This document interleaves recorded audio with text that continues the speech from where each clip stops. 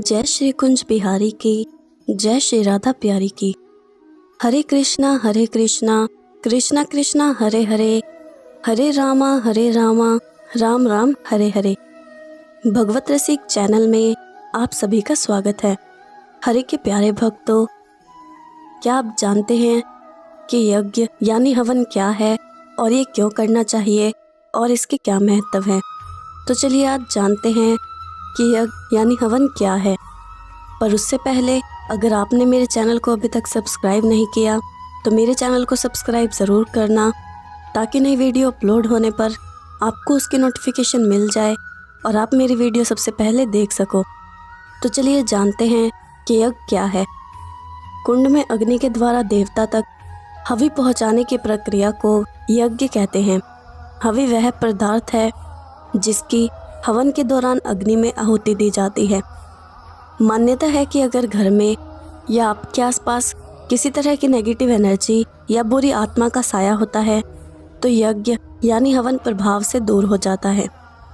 हवन को भारतीय परंपरा और हिंदू धर्म में शुद्धिकरण का एक कार्य माना गया है।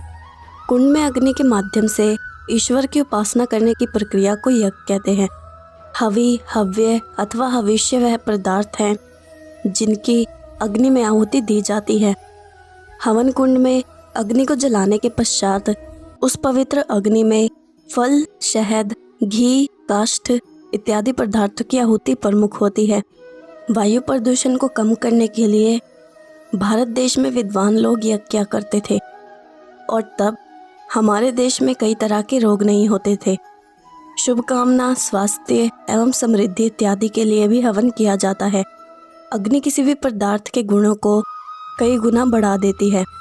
जैसे अग्नि में अगर मिर्च डाल दी जाए तो उस मिर्च का प्रभाव बढ़कर कई लोगों को दुख पहुंचाता है। हवन कुंड का अर्थ क्या होता है? हवन कुंड से तात्पर्य यह है कि वह हवन की अग्नि का निवास स्थान होता है। समीधा किसे कहते हैं? समीधा का अर्थ है वह लकड़ी जिसे जलाकर यज्ञ किया जाता है या जो लकड़ी यज्ञ में डाली जाती है। नवग्रह की शांति के लिए कौन सी समीधा होनी चाहिए? सूर्य की समीधा मदार की, चंद्रमा की पलाश की, मंगल की खैर की, बुध की चिड़चिड़ा की, बृहस्पति की पीपल की, शुक्र की गुलर की, शनि की शमी की, राहु दुर्वा की और केतु में कुशा की समीधा कही गई है।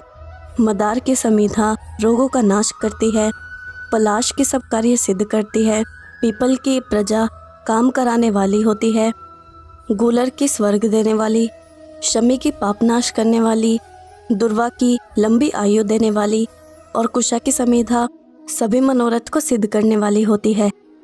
ऋतुओं के अनुसार कौन सी समीधा इस्तेमाल करनी चाहिए?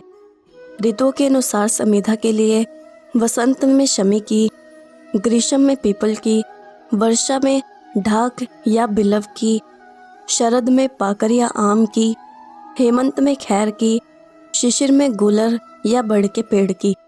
यह लकड़ियाँ सड़ी, गंदे स्थानों पर पड़ी हुई, कीड़े मकोड़ों से भरी हुई नहीं होनी चाहिए। इस बात का विशेष रूप से ध्यान रखना चाहिए। अब हम जानते हैं कि हवन का हमारी जिंदगी में क्या महत्व है। प्रत्येक ऋतु में आकाश में भिन्न भिन्न प्रकार के वायुमंडल रहते हैं। सर्दी, गर्मी, नमी, वायु का भारीपन, हल्कापन, धूल, धुआं, बर्फ आदि का भरा होना, विभिन्न प्रकार के कीटाणुओं की उत्पत्ति, वृद्धि और समाप्ति का क्रम चलता रहता है। इसलिए कई बार वायुमंडल स्वास्थ्यकर होता है और कई बार अस्वास्थ्यकर हो जाता है।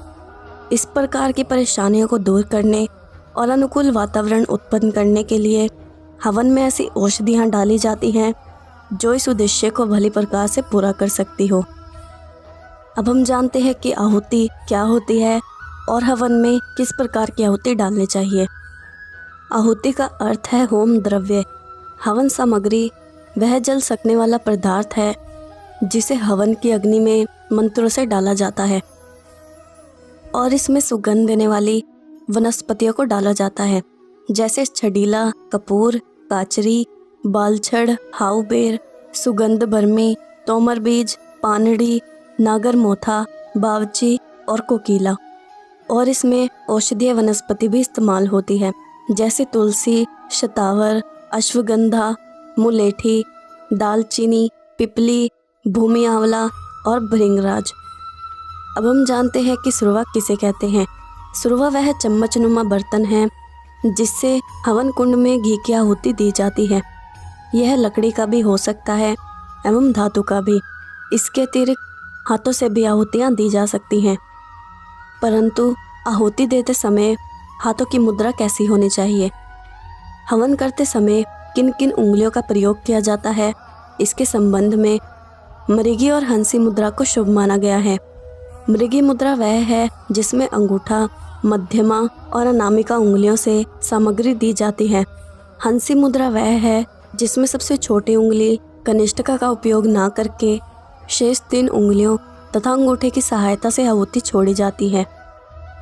शांति कर्मों में मृगी मुद्रा, पौष्टिक कर्मों में हंसी और अभिचार कर्मों में सुक्री मुद्रा प्रयुक्त होती है। अब हम जानते हैं कि हवन करते समय हमें किन बातों का ध्यान रखना चाहिए।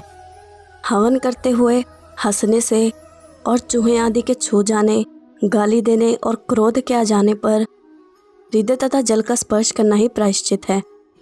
अब हम जानते हैं कि हवन करने से क्या लाभ होते हैं। राष्ट्रीय वनस्पति अनुसंधान संस्था द्वारा किए गए एक शोध में पाया गया है कि पूजा पाठ और हवन के दौरान उत्पन्न औषधीय धुआं हानिकारक जीवाणु को नष्ट कर वातावरण को शुद्ध करता है, जिससे बीमारी फैलने की आशंका काफ़ी हद तक कम हो जाती है। लकड़ी और औषधीय जड़ी बूटियाँ, जिनको आम भाषा में हवन सामग्री कहा जाता है, उनको साथ मिलाकर जलाने से वातावरण में जहाँ शुद्धता आ जाती है, वहीं हानिकारक जीवाणु 94% तक नष्ट हो जाते हैं। हवन के धुएं का वातावरण पर पड़ने वाले प्रभाव को वैज्ञानिक कसौटी पर कसने के लिए बंद कमरे में प्रयोग किया गया। इस प्रयोग में 5 दर्जन से ज़्यादा जड़ी बूटियों के मिश्रण से तैयार हवन सामग्री का इस्तेमाल किया गया। यह हवन सामग्री गुरुकुल कांगड़ी हरिद्वार संस्थान से मंगवाई गई थी।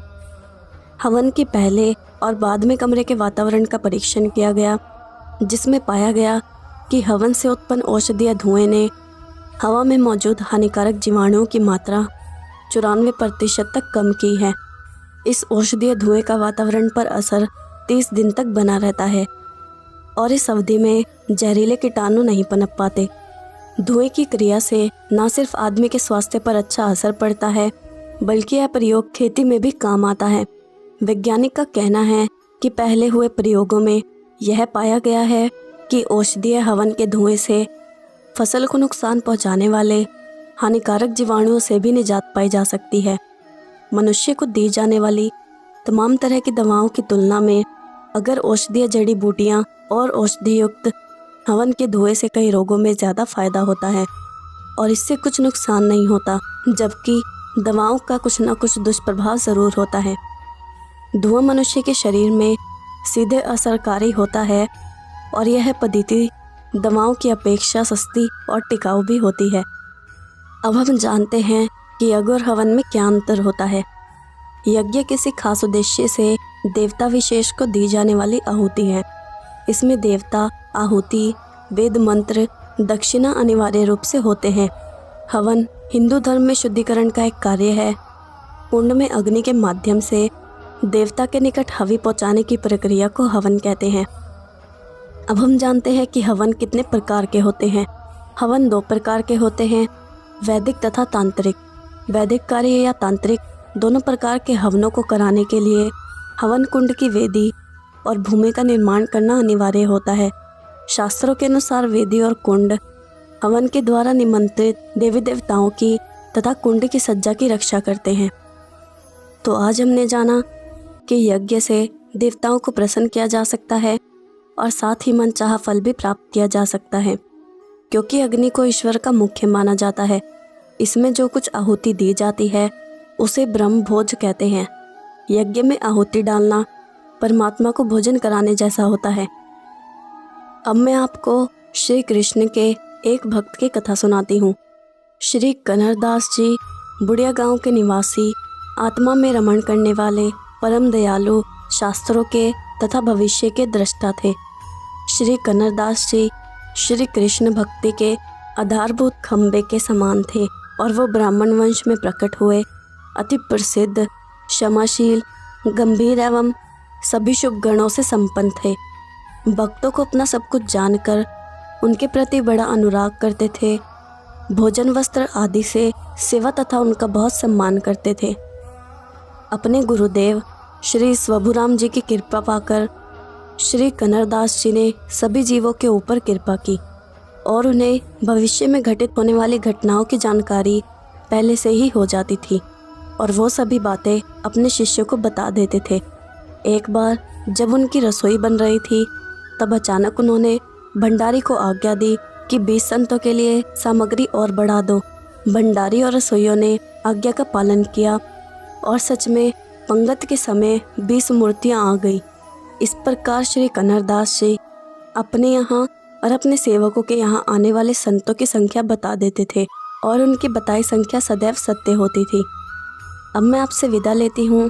अगर आपको ये वीडियो अच्छी लगी या आपको इससे कुछ सीखने को मिला तो इस वीडियो को लाइक और शेयर ज़रूर करना और मुझे कमेंट करके ये ज़रूर बताना कि क्या आपने कभी अपने घर में हवन करवाया है। जय श्री कुंज बिहारी की, जय श्री राधा प्यारी की। हरे कृष्णा कृष्णा कृष्णा हरे हरे, हरे रामा राम राम हरे हरे।